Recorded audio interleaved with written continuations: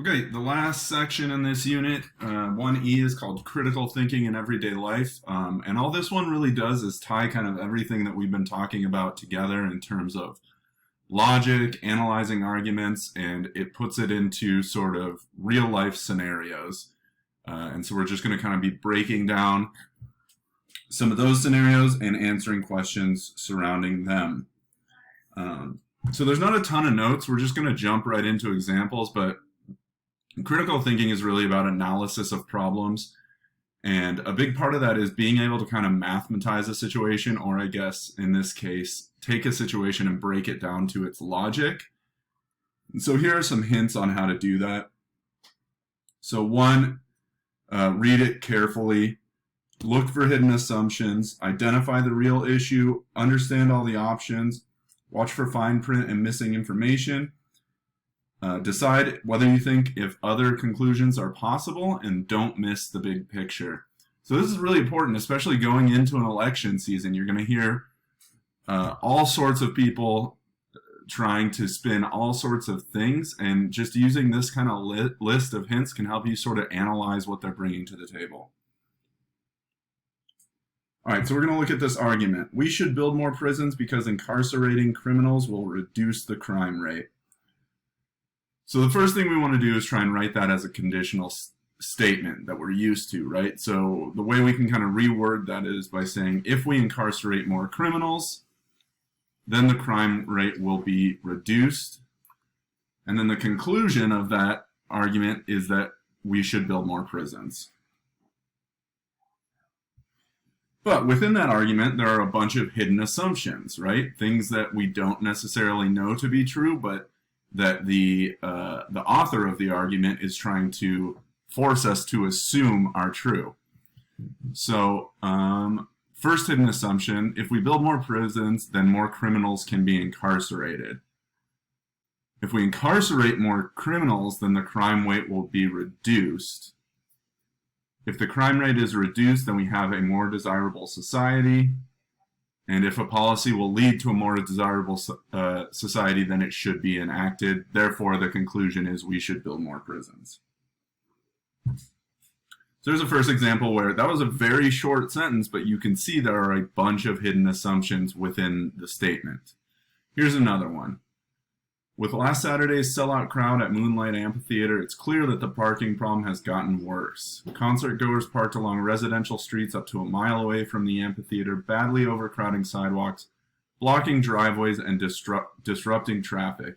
In light of this parking problem, future concerts should be banned. All right, so let's analyze it. The premise of this is that there is a parking problem for concerts at the theater, and then the conclusion that we jump to is future concerts at the theater must be banned.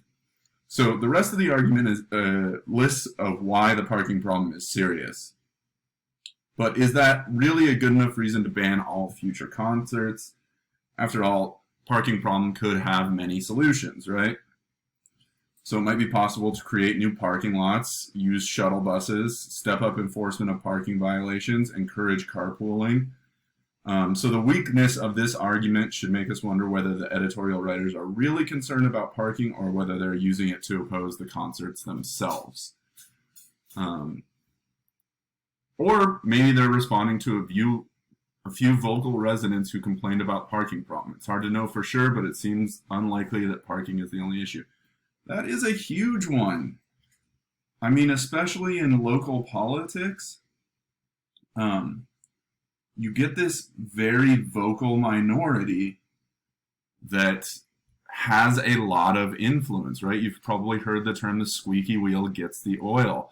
The people who are willing or have the time to complain, go to city council meetings, go to school board meetings, and make their voice known often are the ones who get appeased. So just something to think about when you're analyzing arguments or thinking about why decisions are made, or how involved you should be.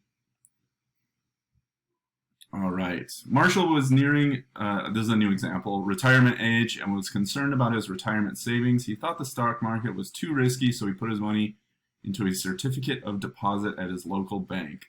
Like most CDs, the one at his local bank was federally insured by the FDIC, which insures bank deposits in the United States, but its interest rate was quite low. Then he heard about this offer.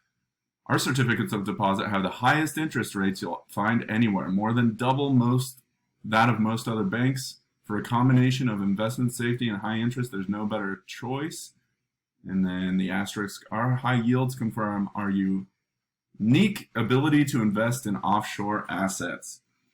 All right, so what we're going to be analyzing really is this and whether it should be considered a valid argument. So he transferred all his savings into one of these high-yield CDs. 2 years later, the bank offering these CDs failed, and Marshall learned that he would not be able to recover any of the money he had lost. What happened? So Marshall lost his retirement savings because, unlike most CDs, this one was not insured by the FDIC. So he should have wondered how one bank could possibly have offered a rate at so much higher than that of the other banks. That's true, right? So the outliers are outliers for a reason. We'll talk about those more when we get to our statistics unit.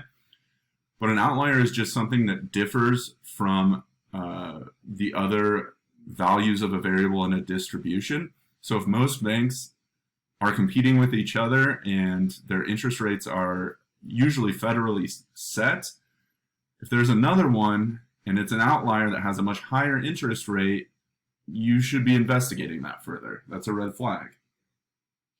Fine print stated that investments were offshore. That's another red flag. That's bad news. So not a normal CD and probably not insured, meaning you can't recoup it if the bank goes under. It also just didn't say the CD was insured, so he should have inquired further into that before assuming that it was. All right, that's really it for this one. It's not a lot of new notes. I do want you to read through this example and try and answer these questions. This is what we'll be going over in the next class before I get you to the problem set. But give yourself a chance to answer these questions fully. Make sure you feel comfortable analyzing this ballot initiative. It's good practice for some of you that are going to be 18 before the election and registered. All right, we'll see you in the next class.